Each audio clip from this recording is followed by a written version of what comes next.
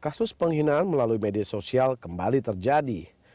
Pemberitaan kasus penghinaan Presiden Joko Widodo oleh pemuda berprofesi, tukang kipas sate Arsyad Assegaf melalui Facebook terus menjadi sorotan publik. Arsyad harus berurusan dengan polisi lantaran telah mengunggah foto Presiden Joko Widodo yang telah diedit dan bernuansa pornografi. Menurut kuasa hukum tersangka Irfan Fahmi, pria berusia 24 tahun ini memposting foto tas nono itu saat suhu politik di tanah air sedang panas-panasnya, yakni saat Pilpres Juli lalu. Akibat postingan itu tersangka tak menyadari perbuatannya menuai petaka. Sudah sepekan Arsyad ditahan di Barreskrim Mabes Polri untuk penyidikan lebih lanjut. Hal itu membuat ibu tersangka rela bersujud di kaki Jokowi agar anaknya dibebaskan. Arsyad terancam hukuman 12 tahun penjara akibat menyebarkan foto-foto presiden di akun Facebook miliknya. Sejumlah pihak menilai beragam terhadap kasus tersebut.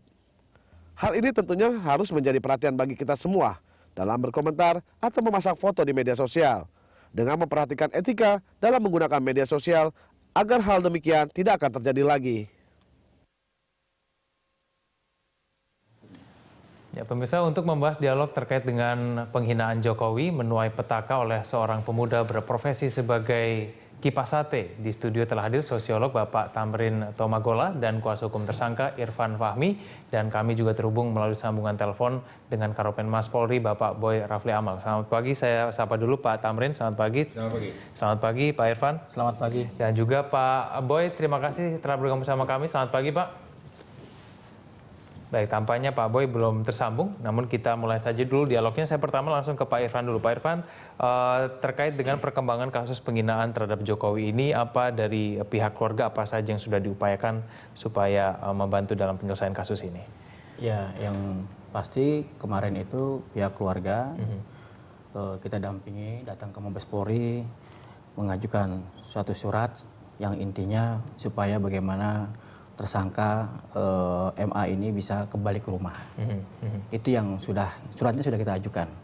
Tinggal kita menunggu respon dan kabar baik dari pihak Mabes Polri.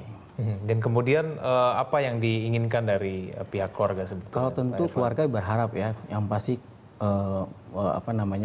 yang bersangkutan bisa kembali lagi ke normal, beraktivitas, dia punya pekerjaan dan hasil dari pekerjaannya kemudian dia menghidupi dan membantu beban keluarga, terutama adik-adiknya yang masih sekolah. Begitu, itu harapan keluarga. Tapi alasan dari tersangka sendiri, dari MA sendiri pada saat melakukan itu sebetulnya apa sih, Pak Irfan? Kalimat dia sebenarnya mengatakan dia hanya iseng, ya. Saya tanya apakah tahu resikonya segala macam, dia tentu tidak menyadari adanya resiko itu, ya, resiko ancaman pidana lain sebagainya. Dia tidak menyadarinya. Dia berpikir bahwa pada saat itu kan di posting itu kan dilakukan pada masa Pilpres.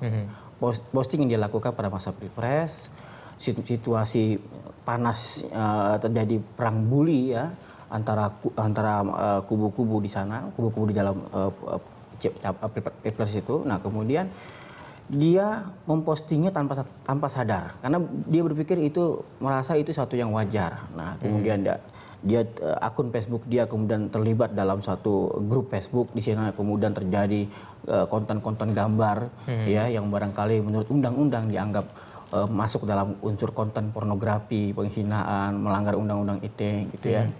Nah, dia kemudian mengambil gambar-gambar itu, kemudian memang dia posting ke dalam akunnya. Dia mengatakan iseng, terkonfirmasi.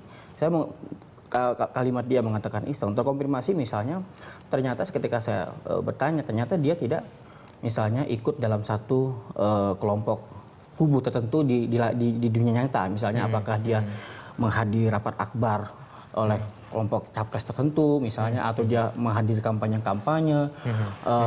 Bahkan dia ternyata di hari coblos Pilpres sendiri dia nggak menggunakan haknya.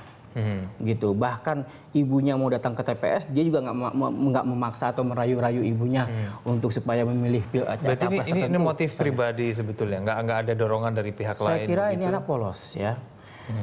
Tersangka saya kira polos sekali ya, terbukti bahwa kalau perang bully di media itu kan sampai gambar-gambar atau istilahnya meme-meme itu diunggah oleh akun-akun yang anonim ya. Ternyata akun dia bukan anonim, dia menggunakan akun yang menggunakan nama dia sendiri, dan di dalamnya juga ada foto-foto dia gitu. Ada foto-foto apa namanya keluarganya, kerabat-kerabatnya, ada gitu. Baik, Pak Irfan. Saya akan langsung coba menuju untuk di sambungan telepon. Kita sudah tersambung dengan Karopenmas Mabes Polri, Bapak Boy Rafli Amar. Selamat pagi, Pak Boy. Selamat pagi. Ya. Baik, Pak Boy, kemarin pihak keluarga tampaknya meminta dan juga mengajukan permohonan untuk penangguhan terhadap tersangka dan kemudian untuk bahkan meminta dari ibu untuk menggantikan gitu posisi dari tersangka untuk menyelesaikan kasus ini secara baik-baik. Kemudian bagaimana respon dari Mabes Polri terkait hal ini, Pak Boy? Ya, nanti surat permohonannya akan dipelajari oleh penyidik yang menangani ya.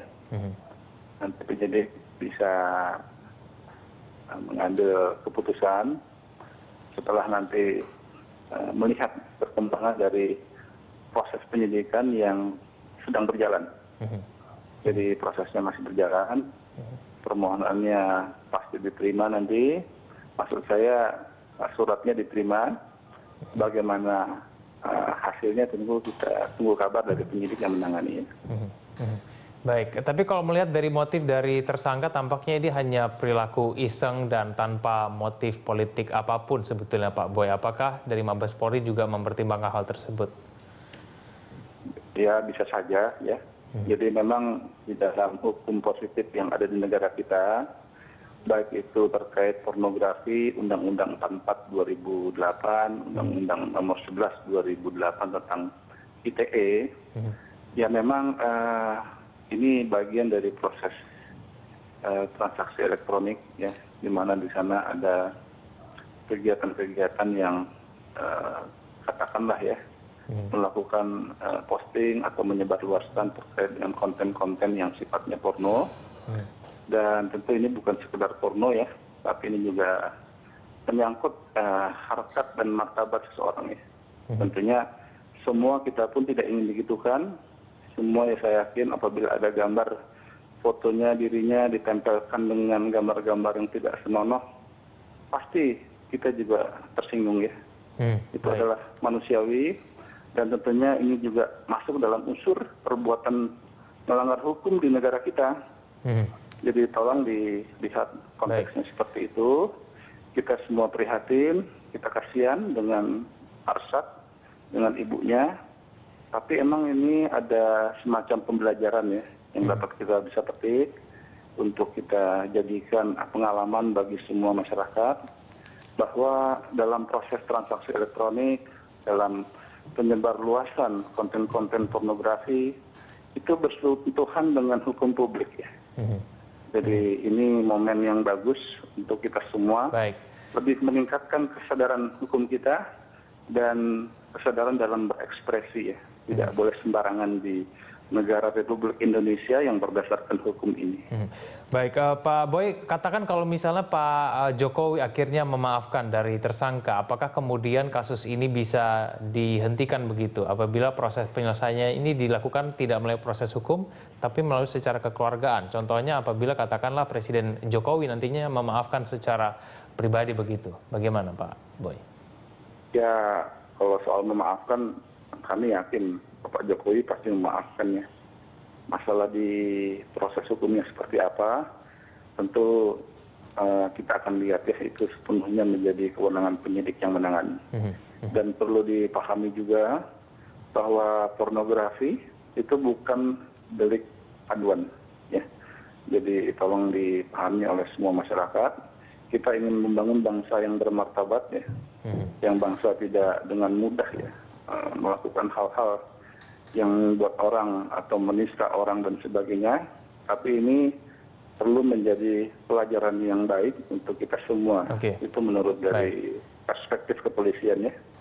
Oke, baik, saya ke Pak Tamrin. Pak Tamrin, kalau kita melihat kasus ini tampaknya terjadi deadlock begini ya. Keluarga tampaknya sudah menyadari betul kesalahannya, ingin menyelesaikan secara kekeluargaan begitu, tapi kemudian dari pihak kepolisian sudah menyampaikan ini bukan delik aduan, proses hukum akan terus berjalan. Kalau menurut Anda kasus ini seperti apa pencermatan Anda? Tapi kelihatannya saya membaca dari penjelasannya Pak Boy, itu ada jendela kesempatan yang dibuka gitu.